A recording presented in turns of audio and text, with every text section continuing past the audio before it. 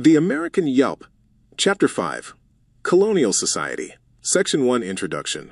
18th century American culture moved in competing, and at times contradictory, directions. Even as commercial, military, and social ties between Great Britain and the North American colonies tightened, a new, distinctly American culture began to form, binding together colonists from New Hampshire to Georgia. Meanwhile, immigrants from other European nations alongside indigenous Americans and enslaved Africans created an increasingly diverse colonial population.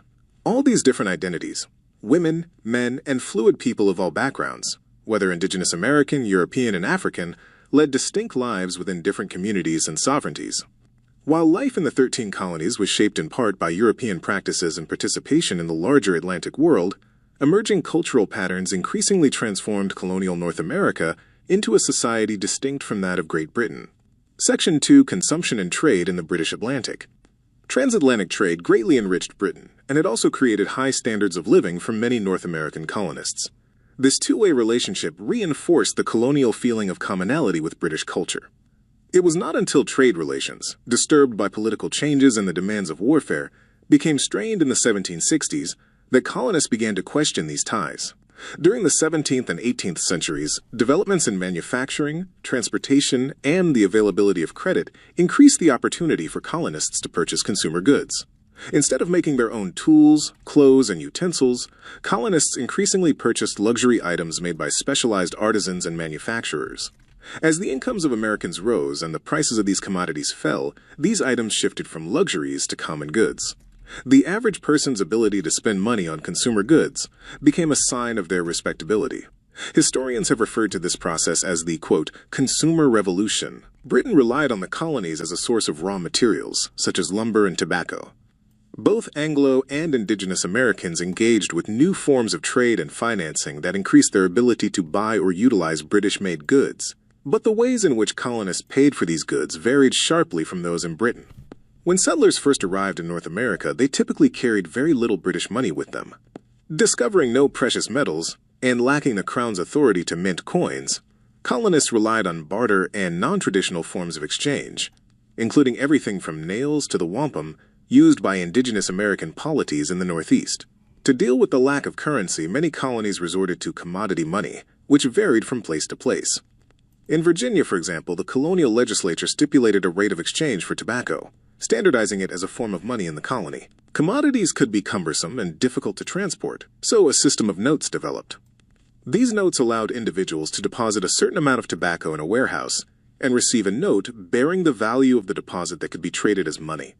In 1690, colonial Massachusetts became the first place in the Western Hemisphere to issue paper bills to be used as money. These notes, called bills of credit, were issued for finite periods of time on the colony's credit and varied in denomination. While this system of notes provided colonists with a much-needed medium for exchange, it was not without its problems. Currency that worked in Virginia might be worthless in Pennsylvania.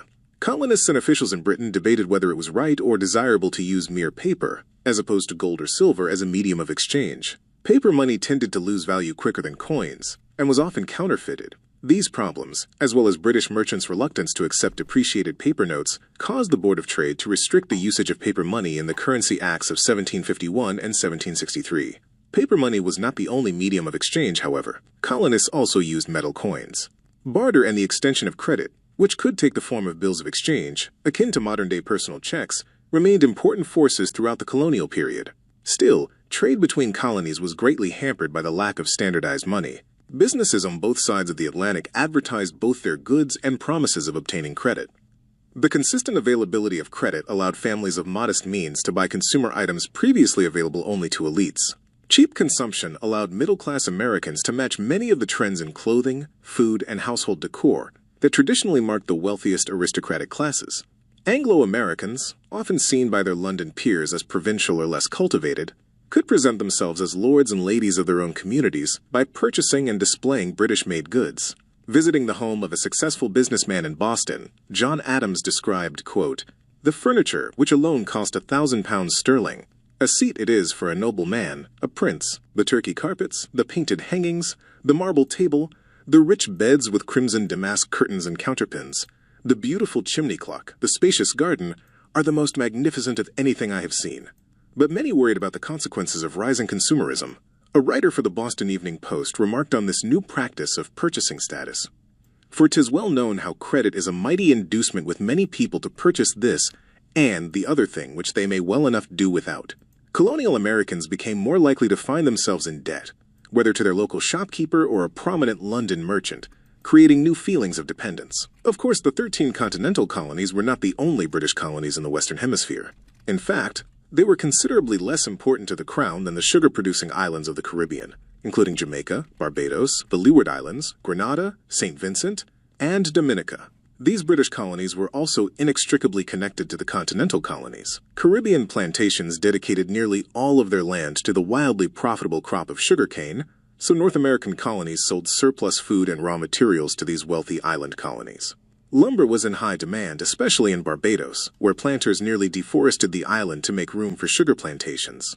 To compensate for a lack of lumber, Barbadian colonists ordered house frames from New England. These prefabricated frames were sent via ships from which planters transported them to their plantations.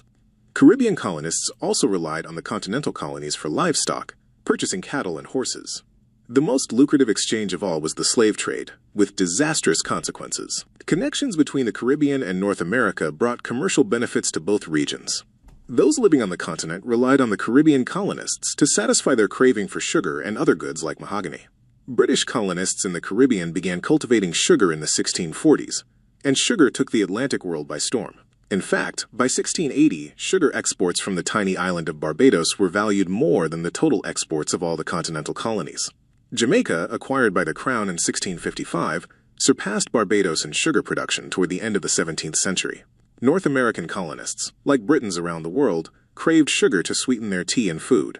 Colonial elites also sought to decorate their parlors and dining rooms with the silky, polished surfaces of rare mahogany as opposed to local wood.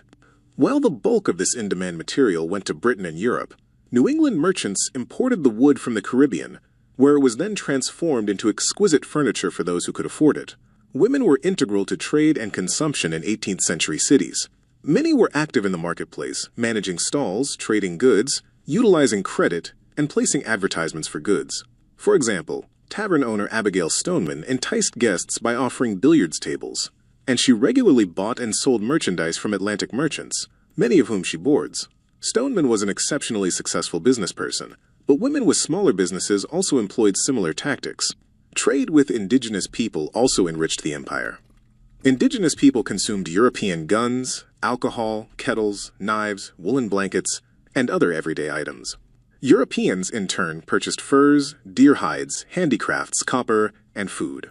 By the 1750s, the horse trade fundamentally changed trade patterns among many indigenous people, especially in the West, and allowed some tribal nations to subjugate those with fewer animals. For example, the Ute and Comanche alliance regularly raided Navajo, Pawnee, and Jicarilla Apache in Arizona and New Mexico.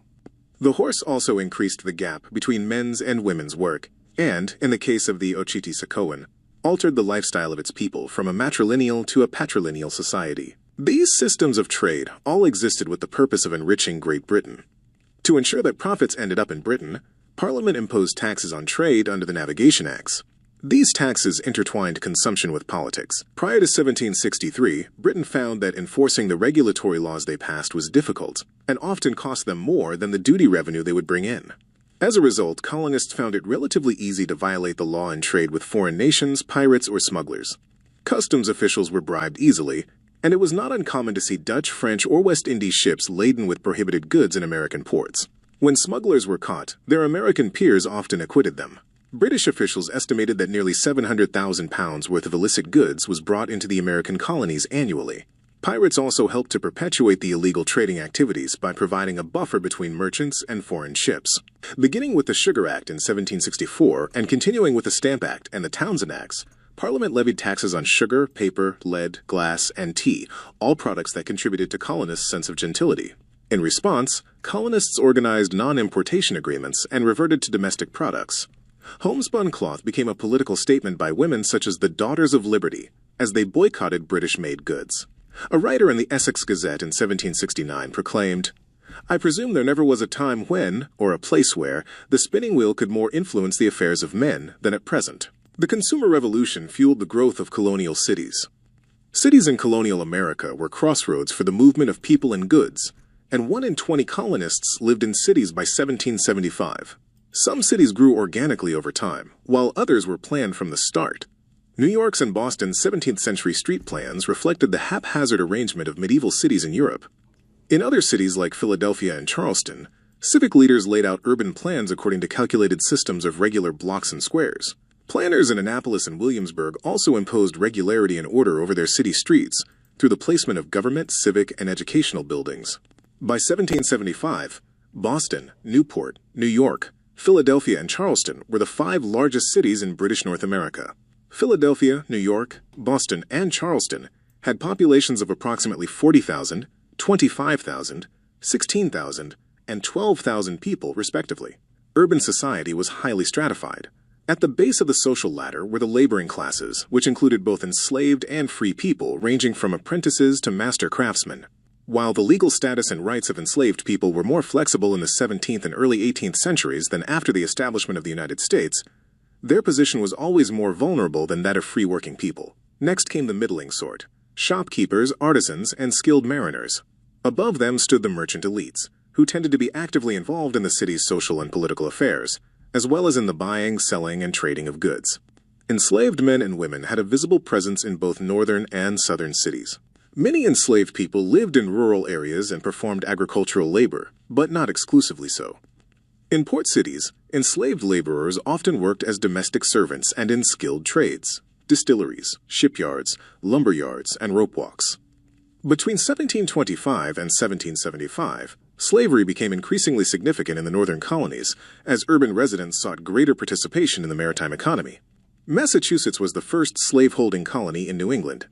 New York traced its connections to slavery and the slave trade back to the Dutch settlers of New Netherland in the 17th century. Philadelphia also became an active site of the Atlantic slave trade, and enslaved people accounted for nearly 8% of the city's population in 1770. In southern cities, including Charleston, urban slavery played an important role in the market economy. Enslaved people, both rural and urban, made up the majority of the working population on the eve of the American Revolution.